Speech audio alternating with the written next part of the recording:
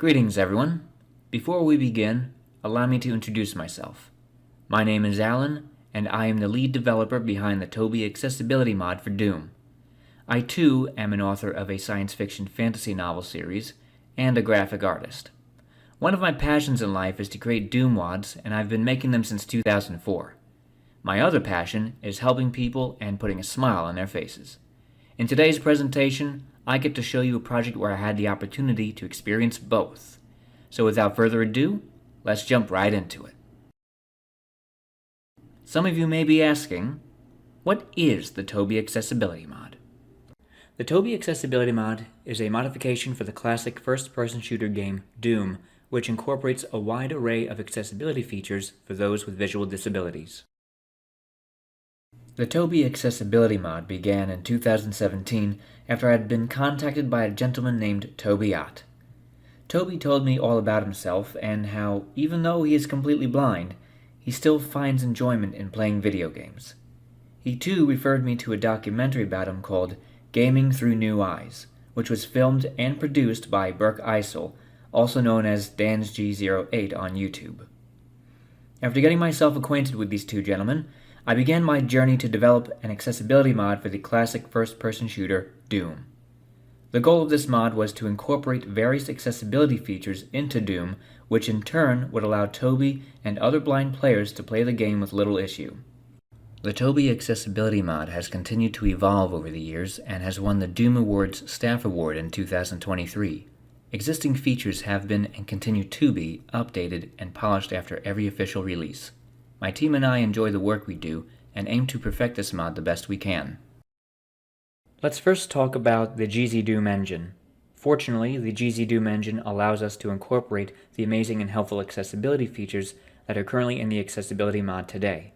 Even though the GZDoom engine does have its limits, the good news is that most of the ideas and suggestions people had given over the years were able to be considered. In today's presentation, I will be going over the process that my team and I had used to approach the Toby Accessibility Mod. This process can be used as a base for other developers looking to incorporate accessibility features into their own games. Our process starts by asking 6 important questions when considering accessibility in games. 1. How do blind people navigate in the real world? 2. How can we convert touch into sound, and what additional tools can be utilized by blind players to help them navigate levels? 3. How can we convey to blind players what is happening on screen without overwhelming them with a lot of sounds or narrator voiceovers? 4. How can we effectively communicate to blind players the status of their in-game character? 5. How can developers incorporate accessibility features into their games successfully?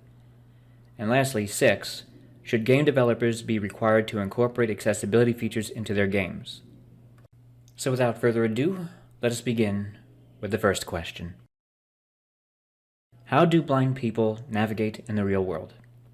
When considering accessibility features for those who are visually impaired, one must ask, how do blind people navigate in the real world? For an individual who is blind, they can utilize sound, touch, smell, and taste. In video games, however, sound is the only thing you can work with.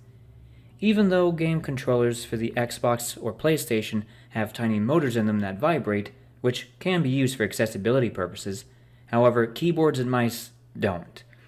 So how can we convert touch into sound? And that brings us to our next question. How can we convert touch into sound, and what additional tools can be utilized by blind players to help them navigate levels? In the Toby Accessibility Mod, we have several features that can assist the players with navigation.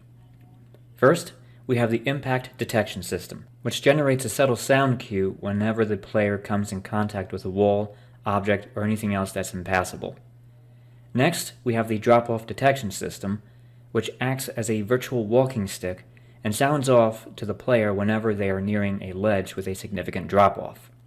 Then we have a beacon system for doors, switches, locked doors, teleporters, and exits, which generates an audio cue whenever the player is in close proximity with any of these interactive surfaces. Another system that can greatly help players navigate is the compass system. This system is divided into 3 parts. Pressing Q on your keyboard will tell the player what direction they are currently facing. Pressing either E or R will snap turn your character to the next cardinal direction. E turns you left, while R turns you right. And lastly, pressing F will default you to north. Next up, we have an integrated map marker system, which allows players to place an audible map marker in the level to use as a point of interest. Players can access a special menu interface, which will allow players to have full customization of how they want to utilize these markers. Each marker has a unique beacon sound, so if players wanted to deploy a marker that represents health, ammo, or armor, they can. Players too can create a breadcrumb trail if they so choose. In addition to the map marker menu, we also have a really neat navigation system called Pathfinder. Pathfinder is essentially a virtual seeing eye dog, which can help players navigate to points of interest, such as placed map markers, locked doors that require keys, the exit, and even the beginning of the level. And speaking of levels, level designers can place audio landmarks within their maps to help blind players gauge where they are and where they've been. Properly placed audio landmarks can greatly improve a blind player's experience while playing through the game. Audio landmarks can be utilized by ambient sound effects or decorations that give off sounds such as torches, bubbling explosive barrels, or a buzzing tech lamp. Last but not least, a new feature we will be adding to version 8.0 of the Toby Accessibility Mod are detailed footstep sounds. What this entails is not only will the player know if their avatar is moving, but they too will hear what type of surface they are on. Whether it be water they're splashing through or running on a wood or metal surface, the sounds will illustrate to blind players what kind of environment they are in. This too can be used in conjunction with audio landmarks. And this brings us to question number 3. How can we convey to blind players what is happening on screen without overwhelming them with a lot of sounds or narrator voiceovers? One of the trickiest balancing acts to consider when integrating accessibility features is how can we convey enough helpful information to the players without driving them crazy and overwhelming them with a bunch of sounds. The first thing is, don't have sounds that can become irritating over time. The more subtle they are, the better. Also, the sounds should still illustrate or give a general idea of what it is. For example, the sound of clanging metal representing an armor pickup, or ethereal or magical sounds for a special power-up. In the Toby Accessibility Mod, each pickup in the game has a unique beacon sound as well as a unique pickup sound. In addition, a voiceover will announce to the player what they had just picked up. When considering the right balance of sounds, think about the frequency at which the pickup will play its beacon sound. Having it play every 2 seconds is a reasonable time span between beacon calls. Also, giving a certain proximity at which the player will hear the sounds too can minimize the chances of players becoming overwhelmed. As mentioned, it's all a balancing act. In addition to unique sounds for pickups, the Toby Accessibility Mod too has unique sounds for all the monsters in the game. Instead of demons sharing some of the same active and pain sounds, each one has its own set of sounds. In turn, this will allow blind players to identify what specific type of threat or threats they are dealing with in real time. The monsters too play their active sounds more often, so players will know exactly where the enemy is and how close or far away they are. Next up is the area scanner system, which scans for objects within the player's field of view. By default, the area scanner will tell players what direction an object is and how close or far it is from them. For example, on Map 2 of Doom 2 Underhalls, if the player presses V on their keyboard, the area scanner will respond with, "In front of you, medium distance, 2, zombie men, 3, health bonuses, switch. On your right, medium distance, zombie man." Players too can customize the area scanner and how it relays information to you within the Customize Controls menu. Next, we have some features pertaining to combat within the game. As you know, Doom is all about the big guns and blasting away at demons like no tomorrow. But how can blind players be able to fight the denizens of hell when these demons are moving all over the place? Well, we have something to compensate for that. Starting off, we have the targeter system, which makes subtle beeping noises when the player's crosshair is on a shootable target. There are 2 different sounds the targeter makes depending on what is within the crosshair. If it's a monster or another player, it'll have a higher pitched beep. If it's a shootable hazard, such as the explosive barrel, it has a lower pitched beep. To work in conjunction with the targeter is the snap to target system, which will snap the crosshair to the nearest target. In case you come across fast-moving enemies, such as the elusive Pinky Demon, using the snap to target system will keep your crosshair on him, allowing you to blast him away with your good old double barrel. The snap to target system too can allow players to circle strafe around enemies with more ease. One other thing that works in conjunction with these two other systems is the hit marker system. The hit marker system tells players if they successfully hit their intended target and whether or not the target has been killed. So if your enemy is far away and you can't hear them well, the hit marker will let you know if you hit them or even kill them. Next up is the power-up wear-off indicator, which lets players know if the power-up they picked up is wearing off. For example, in Doom, if the player picks up the invulnerability sphere, they have 30 seconds until the power-up expires. About 3 to 4 seconds before a timed power-up wears off, a sound will play letting the player know that the power-up is expiring. And last but not least, a narrated menu interface. Effective communication is paramount, especially in game menus.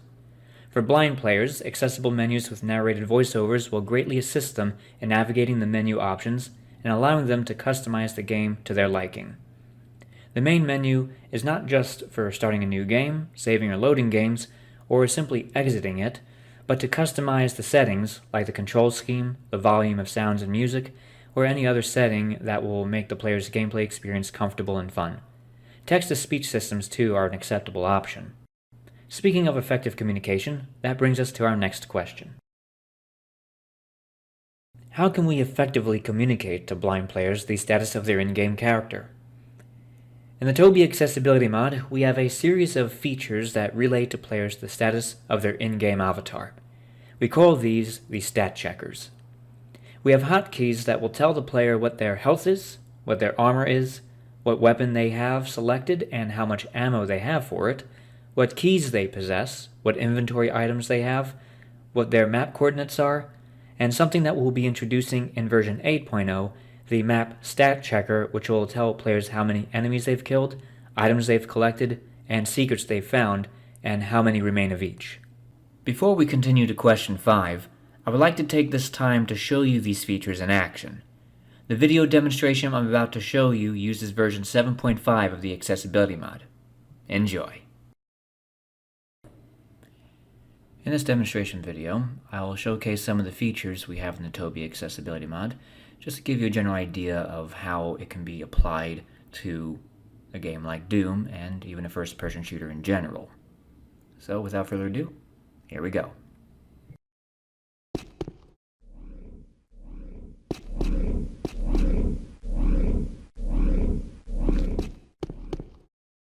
North, west, east, north, northwest, west, southwest, south, southwest, west, northwest, north, northeast, east, north.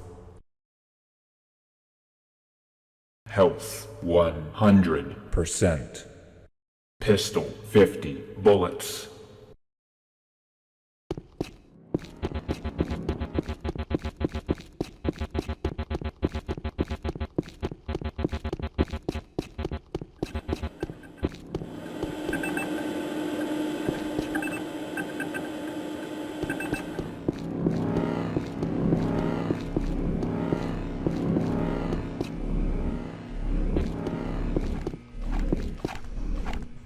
Clip.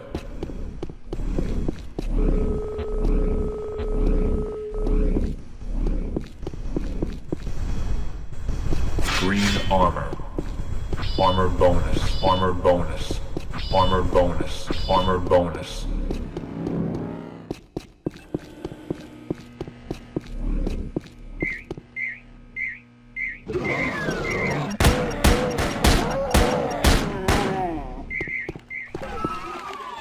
Clip. Shotgun. Shells. Shells. Shells.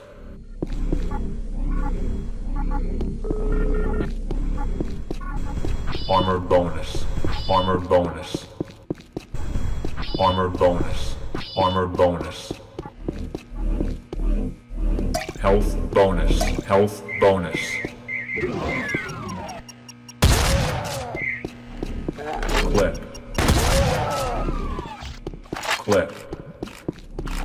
Shells.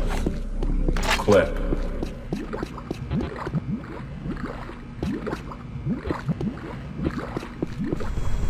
Armor bonus. Red door.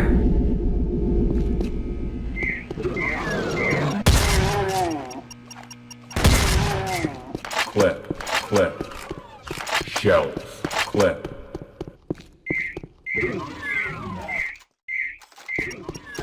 Chain gun. Mega armor. Clip. Clip.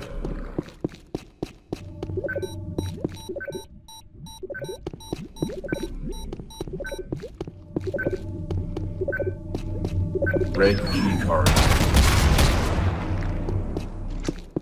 Shotgun. Marker menu.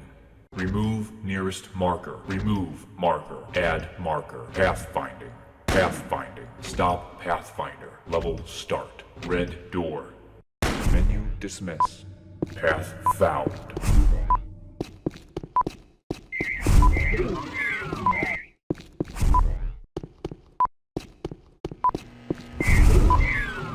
Destination Red reached. door. Red access granted. Red door. Clip. Clip. Medkit.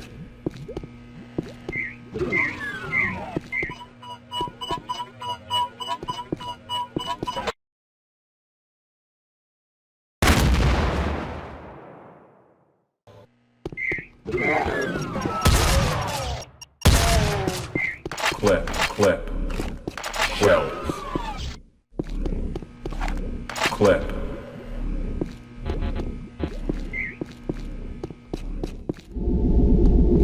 Red door.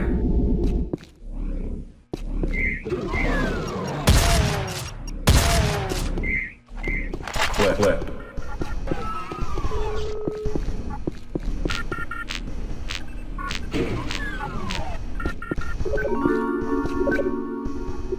Yellow key card.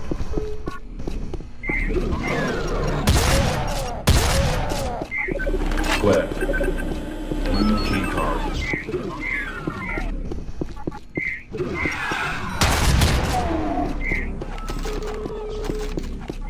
Chain gun.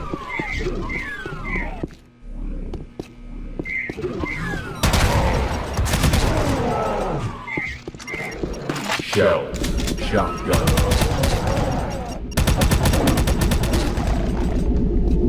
Blue door. Clip. Clip. Armor bonus. Armor bonus. Clip.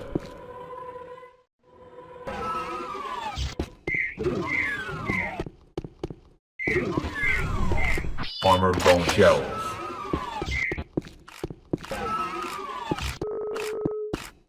Shotgun. Shell. Shotgun. Yellow door. Yellow access granted. Soul sphere.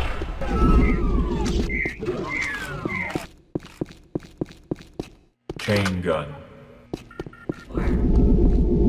Blue access granted. Blue door.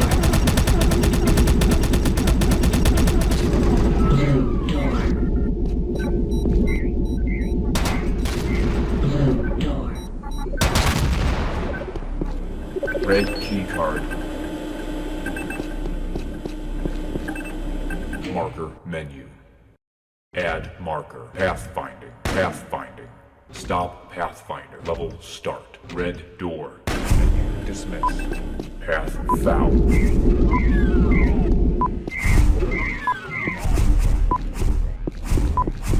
Destination Red reached. door. Red access granted. Red door. Clip. Clip. Clip.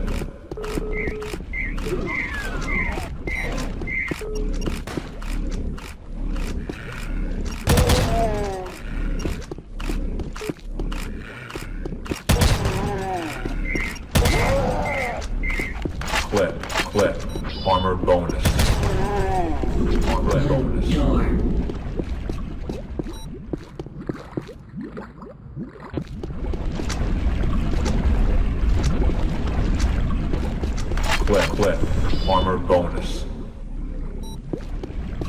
Armor bonus. Shotgun. Clip. Clip. Shells. Health bonus. Health bonus. Health bonus.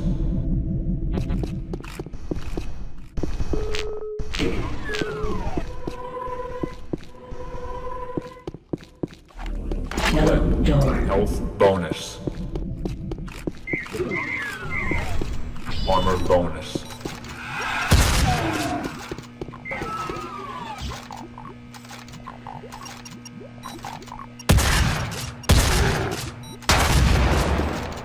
Chain gun.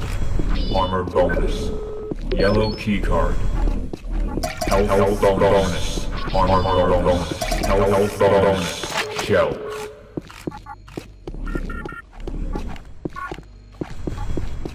Armor bonus.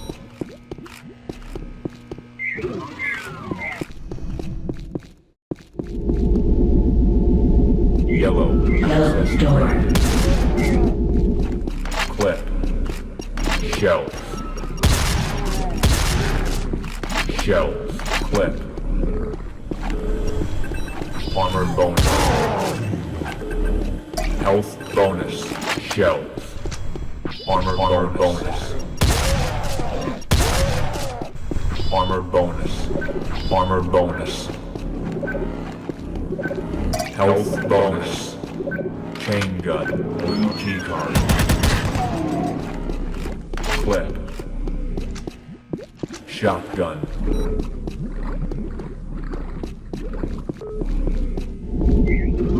Yellow door. Marker menu. Pathfinding. Stop pathfinder. Level start. Blue door. Menu dismiss. Path found. Shotgun. Destination reached. Blue access granted. Shotgun. Blue door.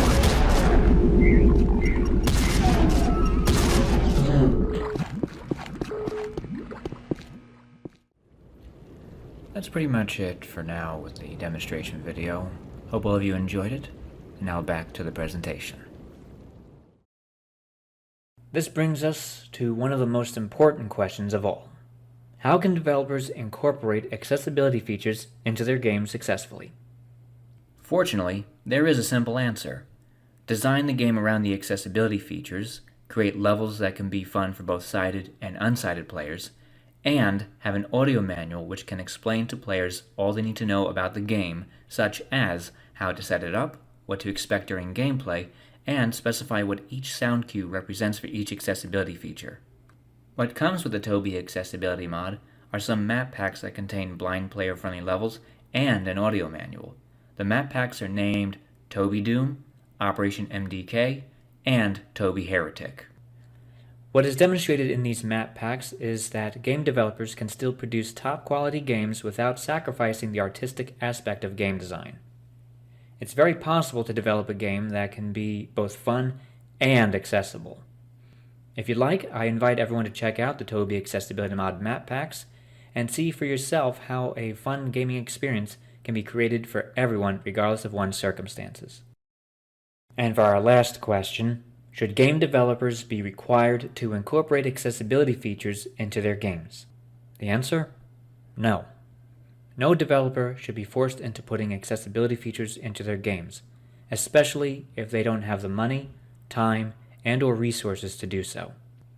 In fact, the best approach to accessibility in gaming is to encourage developers to consider it and give them the time and space to gradually incorporate it into their works if they so choose.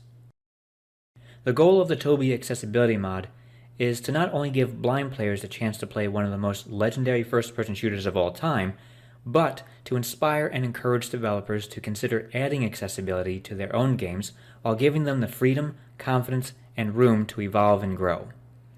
This approach will allow both the game developers and their fans the freedom to exchange and share ideas, working together in producing a game that can be both fun for everyone and be accessible to those with disabilities.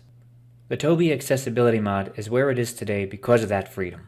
the freedom to share ideas, the freedom to grow at a pace that is good and healthy for both the developers and fans, and the freedom to pursue this endeavor in the first place.